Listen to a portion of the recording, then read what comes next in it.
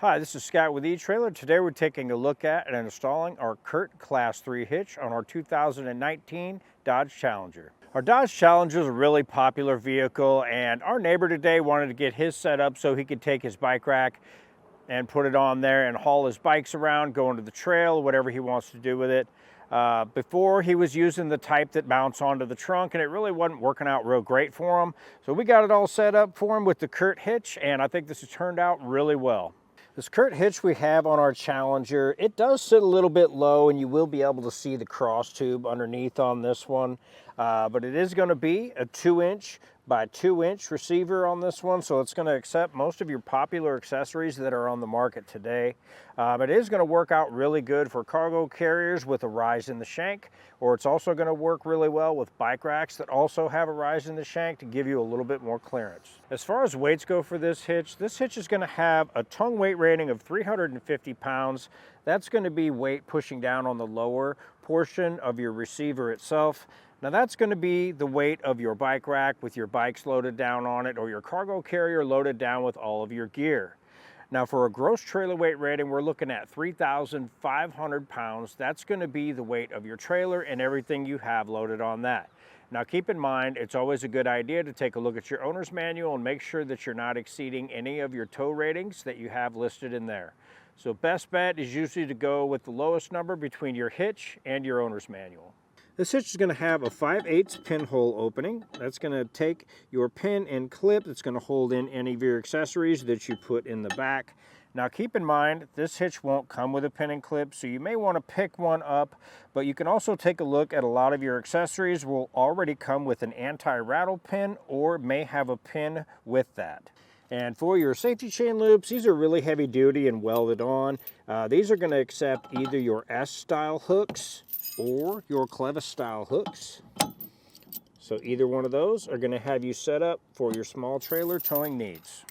As far as measurements go for this hitch, we're looking at right at about 9 3/4 off of the ground, and that's for our upper area in our receiver. Now that's a pretty low number, so you'll probably want to get some accessories that have rise in the shank, like your cargo carrier or your bike racks, with come up so it'll give you clearance. Now from the ground to the very bottom of our hitch, it's pretty low as well. We're only looking at right around 7 inches for that, so definitely keep that in mind. From the center of our pinhole out to the edge of our bumper, for that measurement, we're looking at right around 3.5 to 4 inches for that measurement.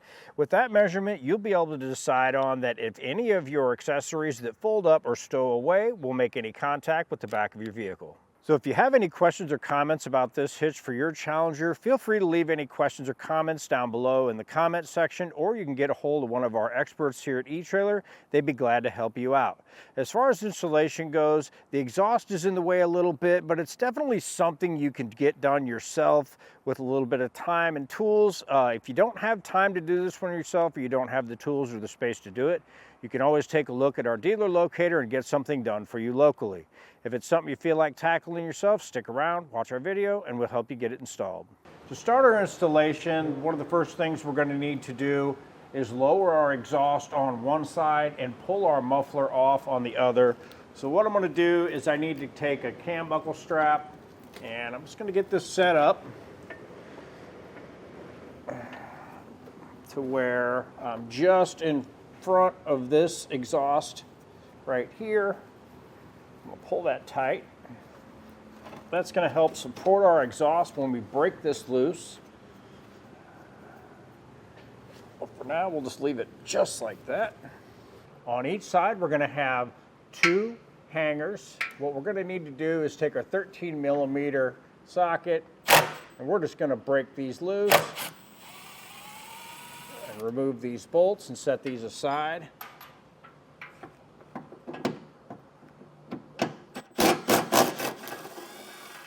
We have 2 more hangers up towards our exhaust pipes, towards the rear end of our vehicle.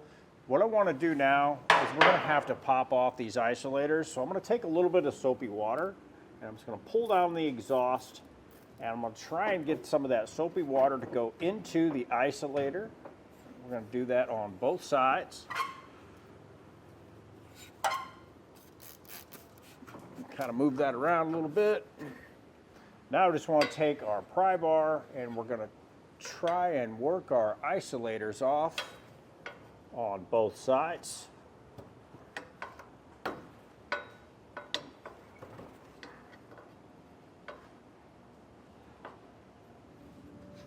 Now we can just rotate our isolators out of the way. For our next step, we're going to have to pull off this muffler on the driver's side. So what I did is I ended up threading one of our exhaust hanger bolts back in a little bit just to hold it up while I get these removed so it doesn't come falling down. So now I'm going to take a 13 millimeter socket and we're going to remove these nuts up here that attach our exhaust to our muffler. Now we'll just remove our exhaust nut for our hanger.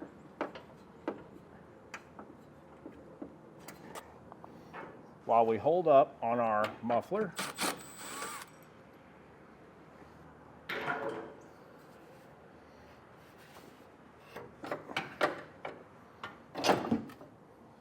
Now we can pull that off of our studs. Get our muffler pulled back. Now we can set that aside. On our driver's side, we're going to have one weld nut we're going to need to clean out. So what I like to do is just take a tube brush and kind of clean out our threads, and then I'll come back through with a little spray lubricant. And you could use any kind you want, and just get that cleaned out again. And then I'll shoot it with some more, and that's going to make it a little bit easier for us to thread that in once we start putting our hardware in. On our driver's side, we're going to be using two different types of hardware. We have a weld nut here, and we're going to need to fish a bolt into place here. So what I'm going to do in our kit, we're going to have our fish wire, and it's going to have a coil on the end. I want to push the coil end up and through, and I did put a little bend in our wire. That's going to help me bring it down and through. Now that I have that through, I'm going to take a silver spacer block from the kit, run that onto my fish wire. Then I'll take one of the carriage bolts out of the kit, thread that onto my fish wire. Now I'll take the spacer block, push that up through the hole, then put our carriage bolt up and through. Now I can pull that down and through, and we have our hardware in place. We're going to follow that same procedure on our passenger side, but we're going to have two holes that we're going to be fishing our bolts through, and we're going to have our access bolt right here in the center. Now basically going to do the same thing.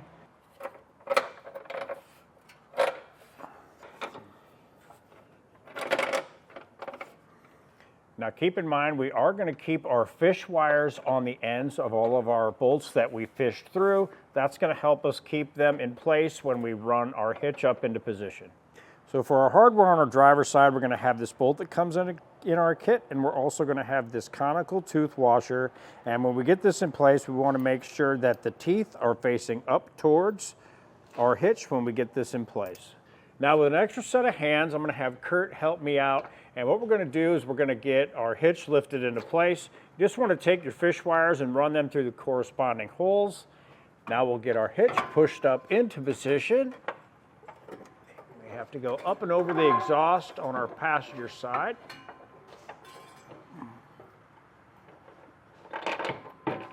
Now I'll take my bolt. That's going to help hold our hitch in place. Now I can pull off my fish wire, and we'll get our nut started.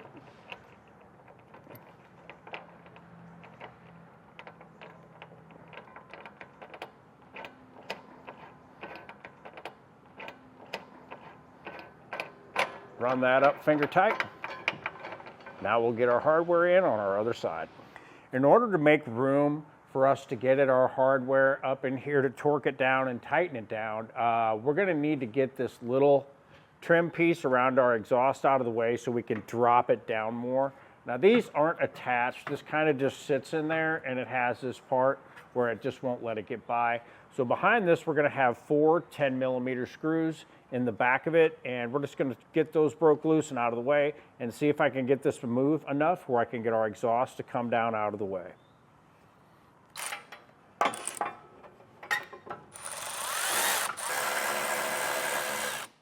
This part's pretty tricky, but we got our exhaust to move over a little more, so I'm just using a combination of extensions with my 3/4 inch socket, and we're just going to get these snugged down.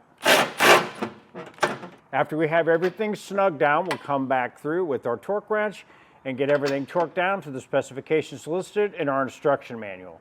Now, if you don't have a torque wrench, you can pick one up here at eTrailer. We do have some options available, or you can take a look at your local auto parts store. You should be able to pick one up there. After we have everything all torqued down, we'll come back through and get everything for our exhaust put back into position. And that was a look and an installation of our CURT Class 3 hitch on our 2019 Dodge Challenger. I'm Scott with eTrailer, and thanks for watching.